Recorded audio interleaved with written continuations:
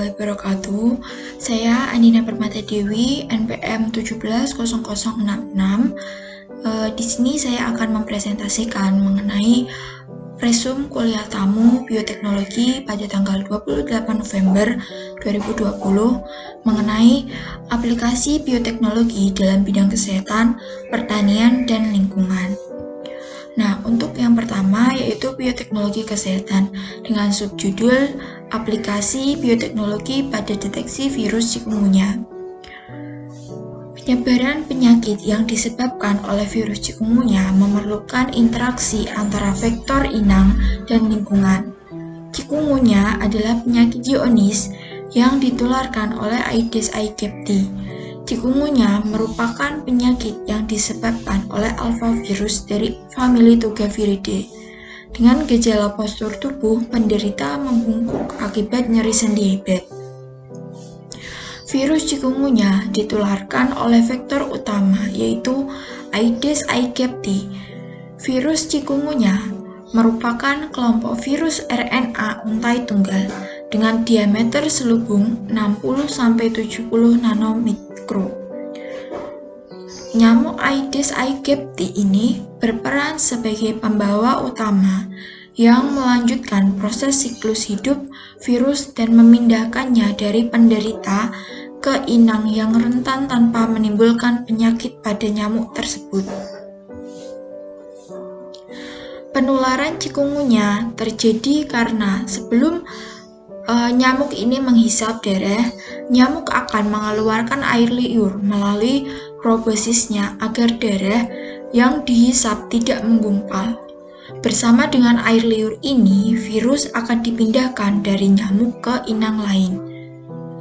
Sampai saat ini, belum ada vaksin yang tersedia untuk mencegah chikungunya.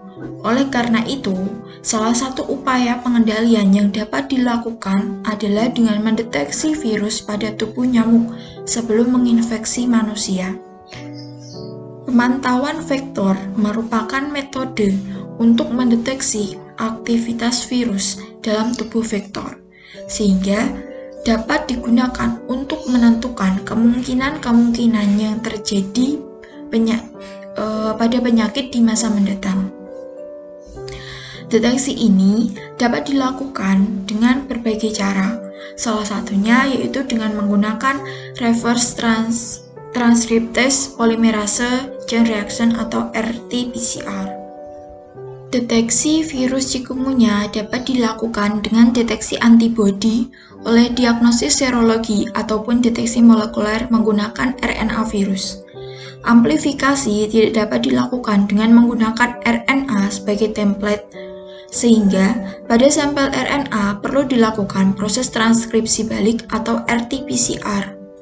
Teknik molekuler berbasis PCR digunakan sebagai metode pilihan dalam mendiagnosis infeksi virus. PCR merupakan suatu metode untuk memperbanyak DNA spesifik dengan menggunakan enzim DNA polimerase yang stabil pada suhu tinggi dan sepasang primer yang menghibridisasi pada bagian cetakan dari dua arah yang berlawanan. Tes RT-PCR digunakan untuk mendeteksi chikungunya virus secara khusus pada nyamuk atau sampel klinis. Distribusi nyamuk vektor chikungunya. Chikungunya virus ditemukan pada nyamuk Aedes aegypti yang dikumpulkan dari berbagai daerah di Indonesia, yaitu pada Indonesia bagian barat, bagian tengah, maupun bagian timur. Sebagian besar sampel positif berasal dari jentik atau larva. Hal ini menunjukkan bukti bahwa terjadinya penularan transfovaria. Nah, untuk yang selanjutnya yaitu bioteknologi pada bidang pertanian. Pada bidang pertanian, permasalahan yang muncul yaitu semakin meningkatnya populasi. Kemudian lahan pertanian semakin menyusut, kemudian terjadi malnutrisi karena ketersediaan makanan tidak seimbang, kemudian penyakit meningkat. Nah, dari permasalahan yang muncul, Maka solusi dari permasalahan tersebut yaitu efisiensi resisten terhadap penyakit, kemudian tersedianya nutrisi yang cukup, kemudian produktivitas dalam memupuk yang cukup. Nah, alat dari solusi permasalahan bioteknologi pada tanaman yaitu ada 3. Yang pertama yaitu kultur in vitro. Kultur in vitro dapat berupa sel, jaringan, maupun organ yang mana akan menjadi bahan dasar dalam melakukan modifikasi tanaman dengan kultur in vitro. Kemudian yang kedua yaitu analisis genom. Analisis genom ini berfungsi untuk mengetahui bagian mana yang menguntungkan atau merugikan. Nah, yang ketiga yaitu manipulasi genom. Manipulasi genom ini berfungsi untuk melakukan manipulasi yang mana harus ada kultur jaringan dari sel tanaman yang memiliki sifat totipotensi. Berdasarkan hasil penelitian yang dianggap menyelesaikan permasalahan adalah dengan tanaman resisten terhadap virus, sehingga solusi yang bisa dilakukan apabila terjadi gagal panen karena virus adalah dengan membuat resisten virus melalui bioteknologi. Contohnya yaitu resisten virus papaya, kemudian golden rice, jagung tahan kering, pisang yang diperkaya dengan vitamin A.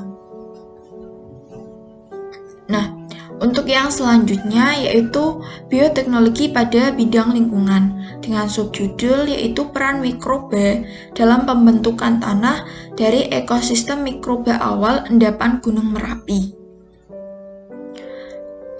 Untuk topik bahasan bioteknologi di bidang lingkungan, yang pertama yaitu ikhtisar bioteknologi lingkungan.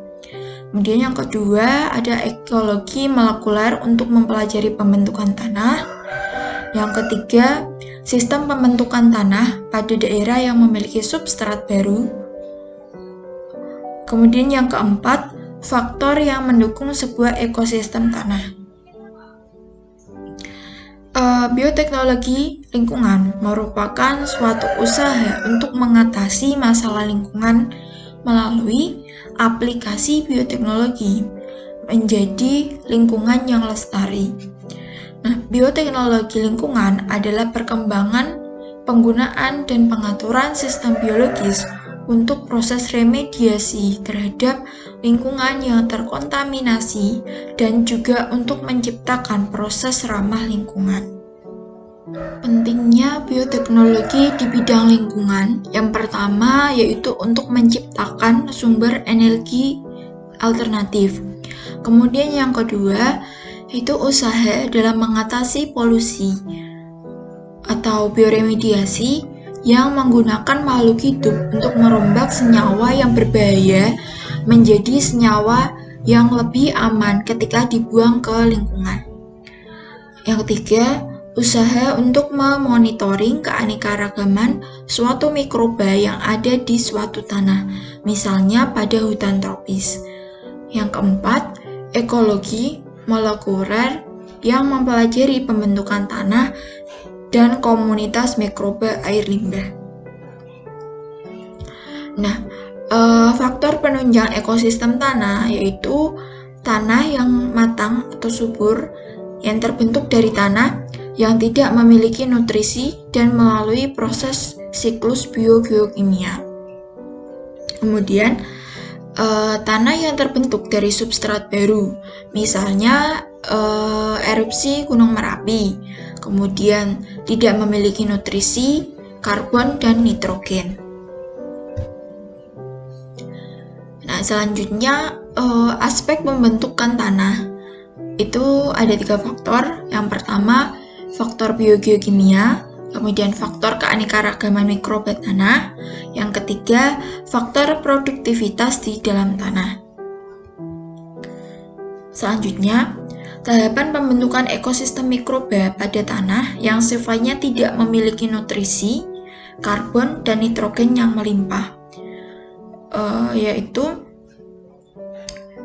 kolonisasi mikroba pada substrat yang baru. Kemudian suksesi mikroba sebelum ada kolonisasi tanaman, dan selanjutnya ada suksesi mikroba setelah disuksesi oleh tanaman. Berdasarkan kuliah tamu bioteknologi pada tanggal 28 November 2020, pada pemateri 3 melakukan suatu penelitian. Nah, penelitian dari pemateri 3 ini adalah apakah substrat yang baru terdapat kolonisasi beta proteobakteria, kemudian apakah ada suksesi mikroba dengan adanya pionir lumut, kemudian bagaimana komunitas mikroba di kedua site dengan di hutan. Nah, untuk metode penelitian dari pemateri 3 itu adalah molekuler ekologi, kemudian dengan melihat keanekaragaman dan komposisi mikroba menggunakan DNA base, kemudian mengekstrak DNA dari lingkungan dan membaca ada mikroba apa saja. Nah, dari penelitian tersebut, pemateri 3 mendapatkan hasil bahwa karakteristik dari vulkanik deposit tidak terdeteksi untuk nitrogen dan karbon, yang mana unsur nitrogen dan karbon sendiri merupakan unsur utama yang diperlukan oleh makhluk hidup. Walaupun nitrogen dengan karbonnya undetektif, tetapi masih ditemukan koloni bakteri. Komunitas bakteri pada site yang baru berbeda dengan komunitas di site yang ditumbuhi lumut dan berbeda dengan komunitas yang ada di tanah. Hubungan antara komunitas bakteri dengan faktor lingkungan, yaitu famili yang didominasi oleh lumut berkorelasi positif dengan keberadaan lumut, sedangkan famili yang didominasi tanah di hutan berkorelasi negatif terhadap vegetasi. Nah, untuk kesimpulan yang didapatkan berdasarkan penelitian dari pemateri 3, yaitu ada kolonisasi bakteri beta proteobakteria, kemudian respon mikroba terhadap pertumbuhan lumut, ada suksesi mikrobanya, kemudian perbandingan dengan tanah hutan, kelimpahan acidobakteria rendah.